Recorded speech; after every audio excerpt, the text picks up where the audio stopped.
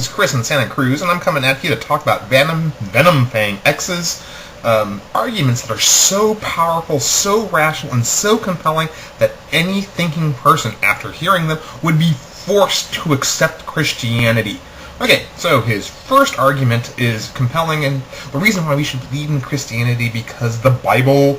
The next reason why he says we should accept Christianity as a specific wonderful religion is because of the works of Jesus. He kind of ignores some stuff here. First being is that Christianity is similar to a lot of other religions that predate Christianity in that area at the same time. So you have guys like the Roman Mithras, who, for a century or two predates Christianity. And Roman Mithras was born to distinguish him from the Iranian Mithras or the Indian Mithras. Mithras got around. Mithras was born on December 25th by a virgin, and he was visited by 3 kings who gave him gifts. He died for our sins and rose from the dead to redeem humankind. Furthermore, the ground zero of Roman Mithraism was Sicilia, in what is today southern Turkey, and in that that province was a place called Tarsus, and any person who knows anything about Christianity knows who came from Tarsus. St. Paul, the evangelist to the Gentiles, had ample opportunity to become elaborately familiar with Roman Mithraism, which he then, of course, spread his own variant to the world, to the extent that the Christian church is currently legitimately called a Pauline church. Okay, there's that. There's also, for instance, a lot of the moral philosophy of Jesus is predated by this secular leader called Hillel the Elder, who all that peace and love and mercy stuff, that's Hillel.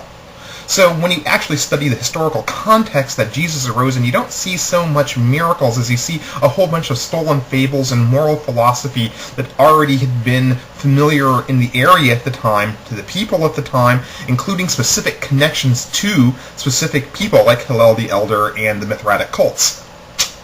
Maybe again, not God, just purely material historical circumstances. Then he goes on to talk about how the prophecies of the Bible have been fulfilled, except they really haven't. All it takes is a little bit of a study in any kind of skeptical area to see that the prophecies were both themselves not fulfilled by the coming of Jesus, but additionally, the stories themselves were adapted and modified to fit the prophecies. So, the Messiah had to come from Bethlehem. Except for in at least one of the Gospels, he doesn't. He comes from Capernaum. And things of that nature. So unsurprising, knowing the prophecies beforehand, you're able to write a book where the fictional character that you've invented are able to fulfill those prophecies. This is not a miracle. This is that they knew about the prophecies before they wrote the Gospels, and were able to shape the fictional life of Jesus in such a fashion as to include them in the fictional story that they invented. Then he mentions the Dead Sea Scrolls, and this is always touchy because the Dead Sea Scrolls really don't say what people say they say. The big Dead Sea Scrolls include a lot of texts. Many of them are radically out of line with modern Christianity, and this is also true of stuff like the Nag Hammadi Library. It just doesn't support Christianity, and anybody who does any real study on the Dead Sea Scrolls can see this instantaneously. I encourage you to do so. I love this guy. I love him. He can come to my house and have my puppies. Oh my God. He said, and I'm paraphrasing only a little bit here, that all the Gentiles in the world worship Jesus. Dude, no! Only about a third of the people in the world, most of whom are in fact Gentiles, worship Jesus. It's just factually wrong. It's at such a variance to the facts that it makes me doubt whether or not this person has any acquaintance with them. And then, of course, he talks about how the deception of the Antichrist over the whole world is Islam, a religion that's even smaller than Christianity, having about something like 1/5 of the world's population under its sway. Now, in particular, this is curious because he's saying that one of the things that proves the existence of the Christian God is its popularity. But on the other hand, one of the things that also proves the existence of the Christian God is another religion that will cover the world. Which is it? You can't have both. Either Christianity is true because it's popular, or it's not. or popularity does not decide who is actually God, and no amount of popularity will make it so, which means that it's possible that neither one of you are right.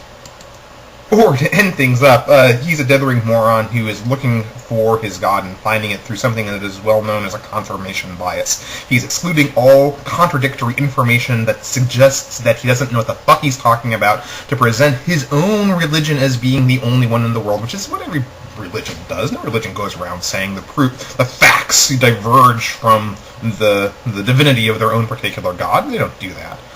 It's normal, but it's annoying because he's making it sound like it's a rational argument when all it is a bunch of bad history mixed with bad reasoning rolled up into a giant mass of ooginess that no one can really, if you think about it, acknowledge as being legitimate. And if you're going to believe in God, just say you do it irrationally from the heart or the gut or something, and don't try to make it sound like you're being reasonable because you think that your God is real and the Hindus are wrong or the Muslims are wrong or anyone else is wrong. If you're going to believe in a fairy tale, own up to it. Say, I believe in Jesus even though there's no historical or logical or reasonable reason to do it. I just do. Come on, try it a little bit. Don't do this to me. This hurts me when you do this, when you try to make it sound like believing in this particular fairy tale but not all these other fairy tales is the paragon of virtue and reason. And it is not. And it's insulting and it's stupid that you think that it is.